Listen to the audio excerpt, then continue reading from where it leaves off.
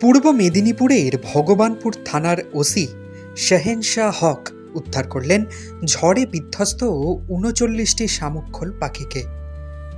সম্প্রতি প্রচণ্ড ঝড়ের মুখে পড়ে গাছ থেকে পড়ে আহত হয় শামুকখোল পাখিগুলি। স্থানীয় মানুষেরা সেই কথা ভগবানপুর থানায় জানাতেই ব্যবস্থা নিলেন ওসি শাহেনশাহ হক। পুলিশ কর্মীদের নিয়ে পৌঁছে যান ঘটনাস্থলে। এরপর পাখিগুলিকে উদ্ধার করে থানায় নিয়ে আসেন। থানায় আনার পর পরীক্ষা করে দেখা যায় ৩৯টি পাখির মধ্যে ৫টি পাখি গুরুতরভাবে আহত। খবর দেওয়া হয় বন দপ্তরের আধিকারিকদের।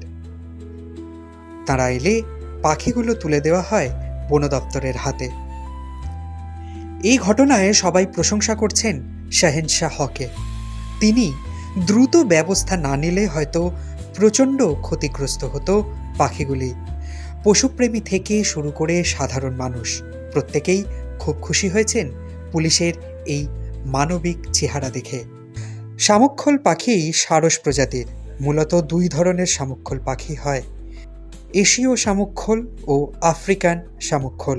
এশীয় প্রজাতিটি ভারত, বাংলাদেশ ও দক্ষিণ পূর্ব এশিয়ায় দেখা যায়, আর আফ্রিকান শামুকখোল আফ্রিকার বিভিন্ন অঞ্চলে দেখা যায়।